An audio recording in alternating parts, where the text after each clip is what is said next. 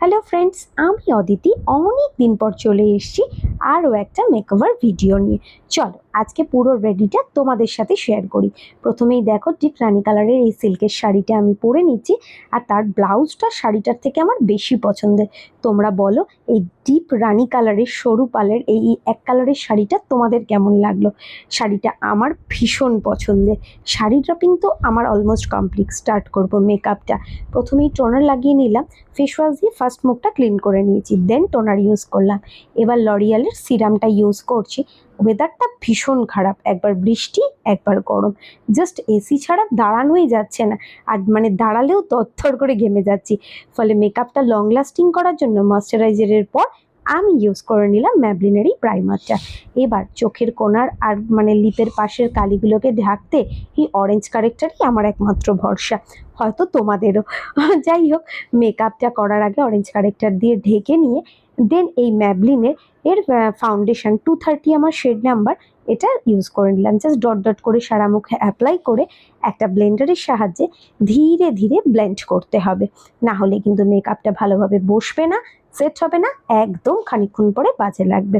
তাই খুব ধৈর্য ধরে এই কাজটা তোমাদেরকে করতেই হবে। দেখো অলমোস্ট আমার মেকআপ ব্লেন্ড কমপ্লিট। দেন এই কনসিলারটা দিয়ে ভালো করে কনসিলটা করে নিলাম, নিয়ে আবার ব্লেন্ডারের সাহায্যে খুব ভালো করে স্কিনের সাথে অ্যাপ্লাই করে ব্লেন্ড করে দিলাম। দেখো এবার মেকআপ ব্লেন্ডিং তো কমপ্লিট, এবার একটু ব্লাশারের পালা। তবে খুব সামান্য একটু ব্লাশার ইউজ করেছি, কারণ দুপুরবেলা আমাদের লাঞ্চের ইনভিটেশন, তা বাবানের বন্ধুর বাড়িতে গৃহপ্রবেশে, তাই সাজটা তো একদম সিম্পল হওয়াটা মাস্ট। আর সমস্ত কিছুর পরে সেটিংস মানে এই যে সেটিংস পাউডারটা ম্যাবলিনের ভীষণ ভালো 25 মিডিয়াম আমার শেড, ওটা দিয়ে ভালো করে মেকআপটাকে সেট করে নিলাম। দেন দেখো আপার লিডে একটু সামান্য একদম মানে পিঙ্ক কালার আর ব্রাউন কালার মিশিয়ে একটু আইশ্যাডোটা ইউজ করেছি, খুবই সামান্য দিয়েছি। তারপর খুব সামান্য আইব্রোটা ফিলিং করে নিচ্ছি। আইব্রো ন্যাচারালি আমি খুব একটা ফিলিং করি না, আজ মনে হলো একটু ফাঁকা লাগছে তাই সামান্য একটু ফিল করে নিলাম। দেন এবার লাইনার পরবো। আমি অলওয়েজ ম্যাবলিনের লাইনারই ইউজ করি, ম্যাবলিন ব্র্যান্ডটাই আমার বেশ পছন্দের, তাই প্রত্যেকটা প্রোডাক্টই আমার বেশ প্রিয়। আইলাইনার পরা তো কমপ্লিট, এবার পালা মাস্কারা। মাস্কারা ছাড়া একদম ফাঁকা ফাঁকা লাগে, চোখের লিডগুলো কিরকম যেন একটা লাগে, আমার তো অ্যাটলিস্ট মনে হয়। তাই আমি অলওয়েজ কোথাও যাওয়ার আগে মাস্কারাটা অবশ্যই অ্যাপ্লাই করি।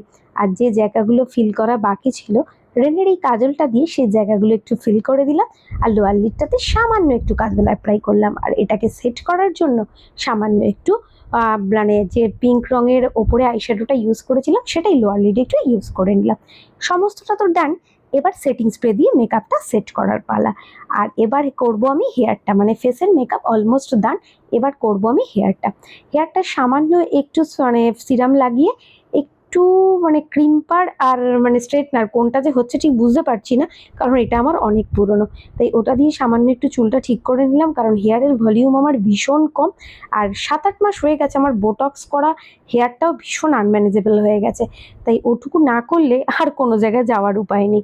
দেখো এবার রেনের লিপস্টিক আর মাই গ্ল্যামের দুটো শেড মিক্সড করে আমার শাড়ির সাথে মিক্স করে একটা মানে ম্যাচ করে একটা শেড ইউজ করে নিলাম। আশা করছি লিপস্টিকের শেডটা আমাকে বেশ মানাচ্ছে। এবার তো একটু জুয়েলারি পরার পাড়া।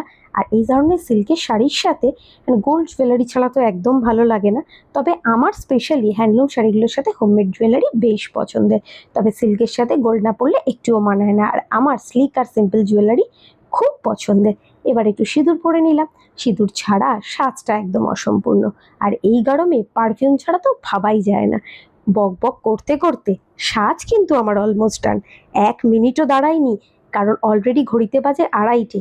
এরপরে আর লাঞ্চের ইনভিটেশনে গেলে একদম বাজে ব্যাপার হবে। চলো তোমরা কমেন্ট করো কেমন লাগছে শাড়ি আর সাজে আমাকে দেখতে। ততক্ষণে আমি আমার নিমন্ত্রণটা সেরে আসি। চলো বাই বাই, দেখা হচ্ছে পরবর্তী ভিডিওতে।